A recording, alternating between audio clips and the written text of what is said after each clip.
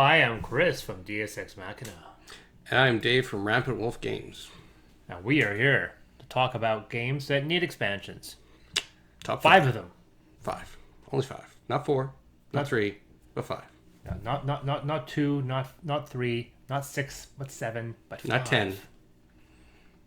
10 is long. This one was a difficult one because every freaking game there's certain games I have that are self-enclosed. Like and almost every game I have has, like I said, the top 5 games that need to stop expansions. I was culling titles off the bat because there are titles out there that have like 2 expansions, like Terraforming Mars. Sounds like 2 or 3 expansions. Some of them are actually really good. I go, yeah, except that all of them are pushing this really disturbing. Was it on your? It was on my list. It got cut at the last moment of games that need to stop. Yeah, it's a good idea, but every expansion is them going double down, not on their science, but on their economy and their business and their free market capitalism philosophy, and it's starting to really bother me. Yep. Because people are getting Terraforming Mars because they think it's a science game, and it's not. It's a free market capitalism game. I'm starting to get really annoyed at it.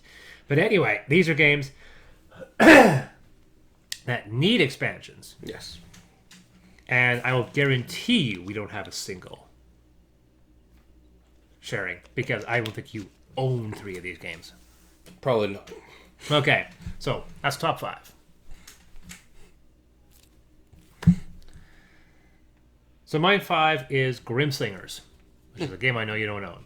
And this is going to be strange because Grimslingers is up to their 4th edition now. So it's not really expansion. They just keep on re-releasing effectively the core rules. And they tweak it. The last set was Northern Expansion. Northern Expansion is the first one that requires the base game.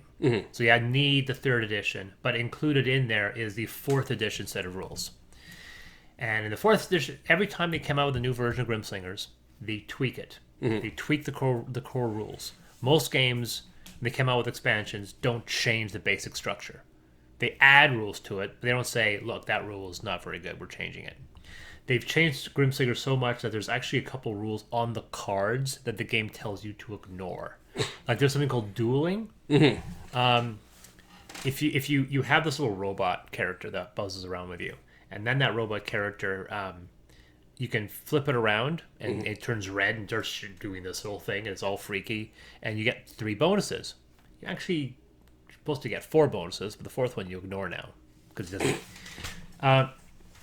Every time they come out with expansion, the designer is increasing the complexity and the details of the cooperative game, which is the much better version, despite the fact that it was made as an afterthought to the basic rock, paper, scissors core game, which is really not very good, and they haven't really tweaked that system to be any better. But every expansion has tried to tweak and improve the cooperative game. And so the reason I say he needs an expansion is that every single time he makes a new version, he reboots his rules, and he makes it better. So if you keep on doing this, eventually you'll make a good game. Because the artwork in that game is phenomenal. It was one of the best looking card games I've seen. I like the premise. The setting is good. The writing is solid. I like the way the campaign is now starting to work. Yep. The new campaign system, which with actual branching story points within this box, that's like people have called it. It's like it gives you a lot of the same touches that a complex, much larger game will do, and it does it in a box this big. And so I'm thinking one more expansion and you'll get it. One more expansion, I'm sure you'll fix it and make the game 100% playable. Because like the last version, it's almost perfect, but the monsters don't really work out. The monsters don't work out very well. So you have one more expansion to get it right. So that's my number 5, Grimslingers. One more game, one more reboot, and I'm sure he'll make it work. Okay. So my number 5, it was a stretch for me to come up with 5, I found, because it started becoming that game. It's like, oh, that could use an expansion. Oh, wait. They do. But it didn't either make it or... But anyways. So this one is World of Yoho. What? I know, of right? course, you would pick games that a lot of people haven't heard of, because successful games make expansions. Yeah, so World of Yoho, It was plagued by the simple fact that... Have you ever heard of this one? Okay. So basically, you play as... I still think you're making it up. Nope. Okay. It's right there-ish. Anyways, it's... your phone ends up becoming your playing piece on the board, and you're basically moving a pirate ship around the board. I have heard of this. Yes. Yeah, I've heard of that. Yeah. And that is what plagued it because, having everybody download the app and, but honestly, it's not a bad game. I mean, kids enjoy it. It's fun when you get the phones too close together and you fire and you see a little combat going back and forth. It's pretty cool. I mean, they made good use of the technology. It's just it didn't grab on, but it was a good use of the technology. So how would you think the expansion needs to go? Either a different board, more characters, because right now you only have 4 characters. Oh, okay. So, more characters, really. I mean, it could be even just DLC at this point. Yeah. But still, that'd be an expansion. Yeah. Yeah. So, yeah, number 4. Oh, 4. Is probably I feel the most underappreciated deck building game on the market. That's Vikings Raid and Conquer. Okay. Now, it's not the fact that I've actually met the designers. They're based out of Kelowna. One of the co-designers is one of my closest friends. And I'm not saying this because I'm pushing on High Roller Games to continue working on this franchise because they've released 2 games and they haven't released an expansion or any information at all in the next little while. So I don't know if their company is defunct. I don't think it is.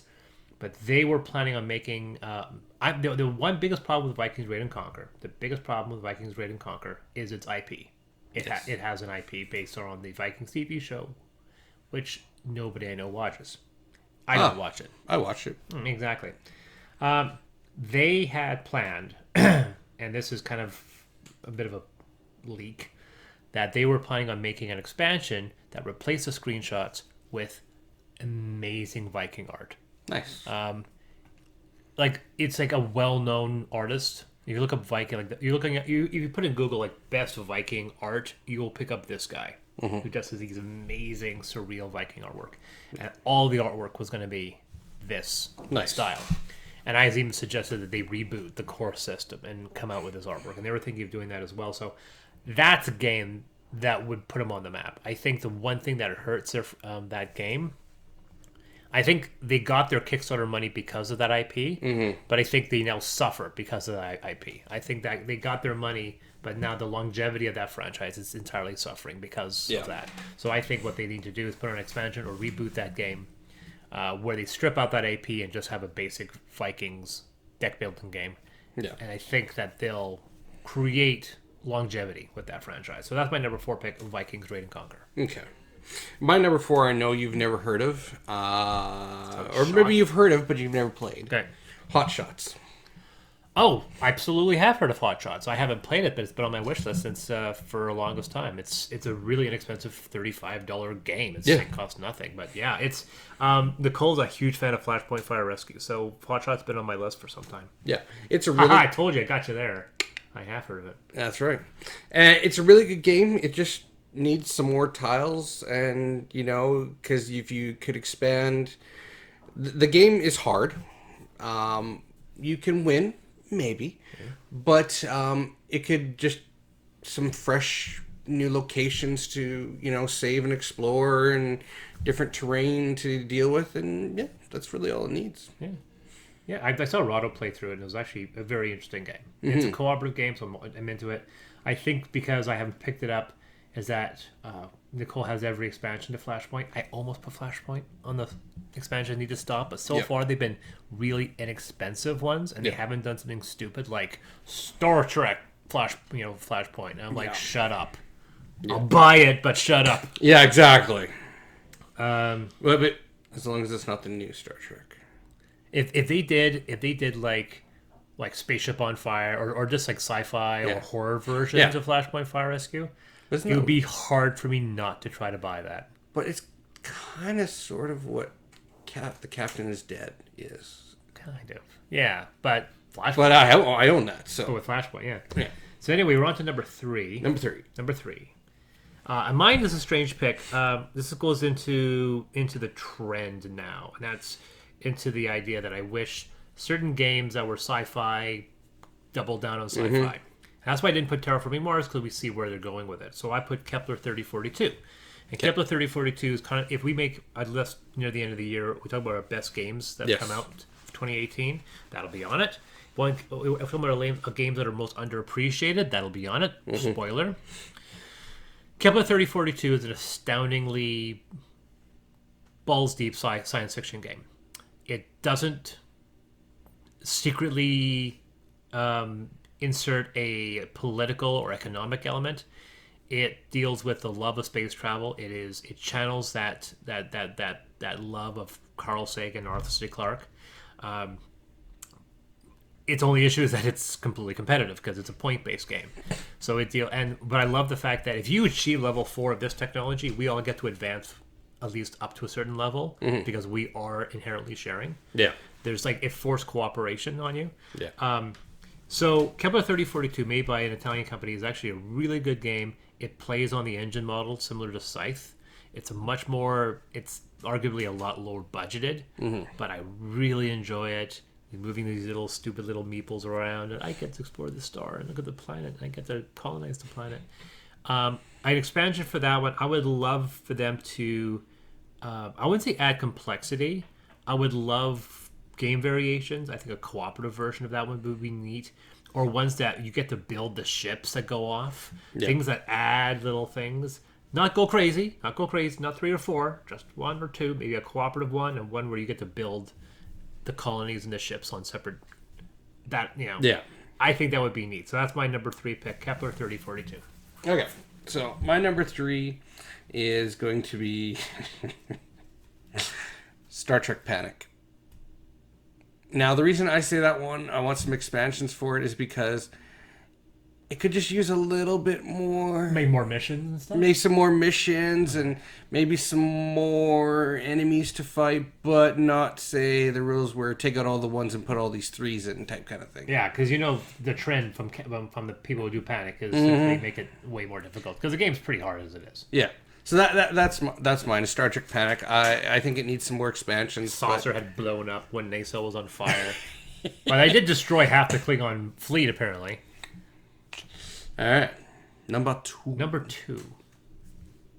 My number 2 pick is a bit of a reboot this thing, relaunch it, or add on to it, or we're putting out a new version of this. This is like version 2, and we're adding a lot more stuff. And we're also secretly inserting a new rule book, or this is just an expansion that has a new rule book. But it's First Martians, which was on the list before the fact that we played it again just yesterday. And I actually, like I said, I'm a person that's defending this game because I want to kind of find the value out of it. I like the IP more than Robinson Crusoe. Robinson Crusoe is a better game mechanically. I think First Martians can be considered a game that's better mechanically. If you understand it, but the manual is awful. I get to a point that somebody actually created like a fan-made manual that looks better and is designed better because of how badly written that manual is. I mean, it's still hard to track where things are and know where things go and things to do. The app is good, but the app needs a little bit of work. Yeah. The app is, I think, serviceable. I love the fact you can save your game. The reason why they did what they did with First Martians is because they wanted to create a single stringing arc. They didn't make it legacy. They could have easily made this game easier to learn and easier to play if they made it legacy. Yeah. But they didn't want to make it legacy. And I'm glad they didn't want to make it legacy. But you could have easily made First Martians as a Robinson Crusoe legacy game. And they didn't do it. But in order to make it non-legacy, they had to add a lot more freaking complexity. The app had to be complex. You had to constantly save. Yeah, if you didn't want First Martians to be using the app, then it would be a legacy game. Yeah. So I kind of wish. And the funny thing is, if they come out with a version of First Martian that was legacy, I would probably buy it, because then that would be our campaign version. Yeah. And then we had our core version that's non-legacy. Because we love the campaign mode. It's neat. I love the fact that one mission, you build an antenna. The second mission, the antenna is, you have to send transmissions. And then at the end of the second mission, there's a storm coming. that cuts your game short, and then the third one is the storm. It's a continuing story arc, and then there's 2 campaigns in the game, so there's like 10 missions in there. Yeah. And it was made out of work of love, and I think that he shouldn't abandon that franchise, even though it looks like he is. So that's my number 2 choice, First Martians. Okay. My number 2 is one that I've told you about before, and is unfortunately a Hasbro nightmare. Battleship Galaxies. Oh, yeah. This one was a really good implementation of the original Battleship mechanic, but better. That's going to be on your top 5 rebooted ones, isn't it? It could be. And they had plans to have like more expansions for it, but then Hasbro, in their infinite wisdom, killed it. And if you actually go online, there is huge like cult following of people doing homebrew stuff for expansions and new ships 3D printed, etc. And it's just Hasbro is ironically one that seems to kick off stuff that if it doesn't make all the money in the world, they kind of punt it. Yeah. They're almost like a AAA game company. Unless you're selling 5 million copies, we don't want to waste our time with you. And you're like, if it makes money, you should just make it. Yeah, exactly. Like a feature film. Like Kevin Smith talks about the fact that, if he makes a film for $1 million that makes $1 million profit, if you're a director and your films, regardless of what they do, will always make a profit, you will always have a career. Yeah. Makes sense. Yeah. It doesn't matter. That's the thing about Kevin Smith, his earlier stuff, before things started getting a little, he started to have some failures. But he was always working with Miramax, and he always got work with Miramax because he always would make a film that would make money. Yeah. Not a lot of money, but they don't need to make all the money, just some money. Exactly. But with AAA games and unfortunately with some big companies, that unless you're making all the money, we're not going to fund your project. Yeah, exactly. So anyway, that was your number 2. All right, Number 1. Number 1. Cut the flames. All right, let's try again. Always with the paper. I think, have I won every one so far? You have. I'm good at this. It's a psychological game. He always picks paper. That's the rule. Anyway, number 1 is a game I actually like. It's another one by Portal, and I haven't played it nearly enough.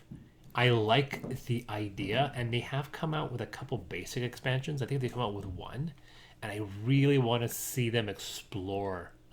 I was almost quoting the cowbell skit. You can really explore the space with that cowbell. And that was Alien Artifacts. Yeah.